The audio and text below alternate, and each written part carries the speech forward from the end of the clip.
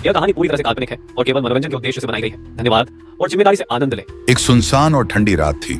मारिया नाम की एक महिला जो शहर की एक कंपनी में सचिव का काम करती थी, अचानक अपने बॉस की एक बड़ी रकम चुराकर भाग निकली।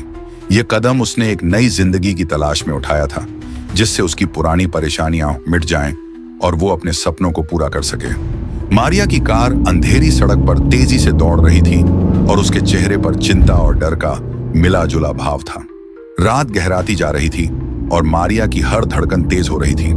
रास्ते में उसे ऐसा लगने लगा कि कोई उसका पीछा कर रहा है। कभी उसे अपनी कार के शीशे में पुलिस की गाड़ी की झलक दिखाई देती, तो कभी ऐसा लगता कि कोई अजनबी आंखें उसे देख रही हैं। कुछ घंटों की इस मानसिक तनाव भरी यात्रा के बाद उसे दूर एक सुनसान सा मोटल दिखाई दिया। थकी हारी और डर से कांपती हुई मारिया ने सोचा कि यहाँ कुछ समय के लिए रुकना ठीक रहेगा। वो मोटल के अंदर गई, जहां उसका सामना हुआ एक युवक नोमान से।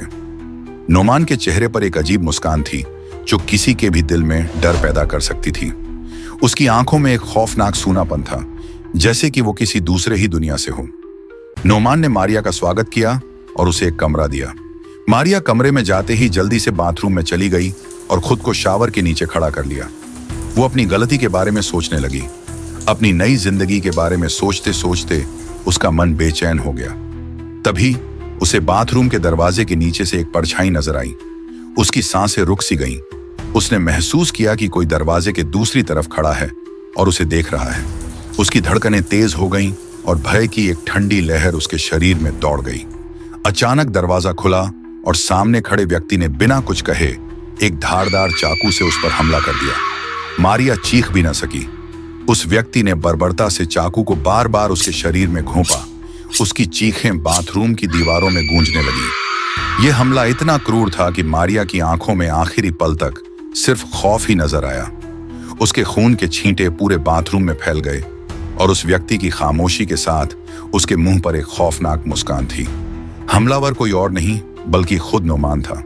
वो अपनी मां के रूप में आया था, एक ऐसा रूप जिसे वो अपने दिमाग के अंदर ही पाला हुआ था।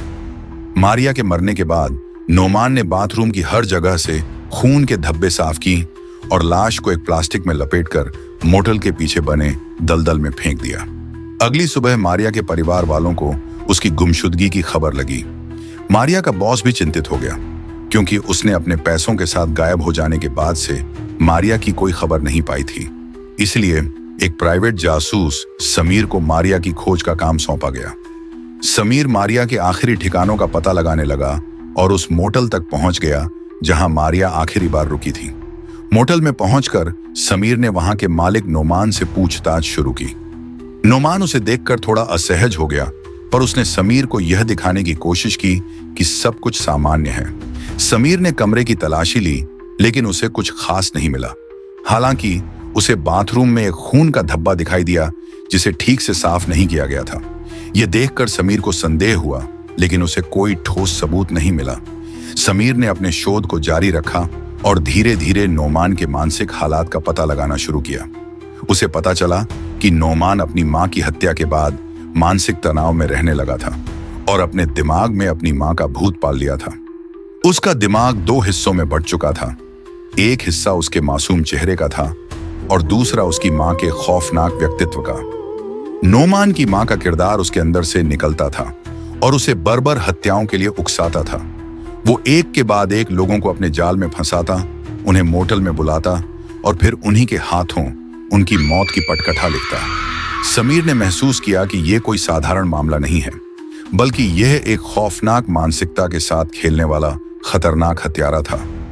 समीर ने पुलिस को बुलाकर उस पर दबाव बनाया, लेकिन नोमान ने अपने चेहरे पर खामोश मुस्कान के साथ सब कुछ नकार दिया।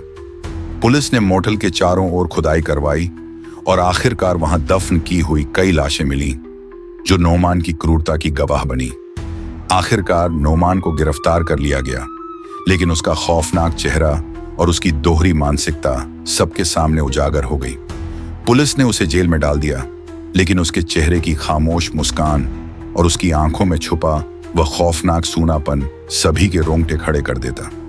इस कहानी का अंत एक अनसुलझी पहेली की तरह है, जहां नोमान का असली चेहरा और उसकी मां के खौफनाक साये का रहस्य हमेशा के लिए दफन हो जाता है।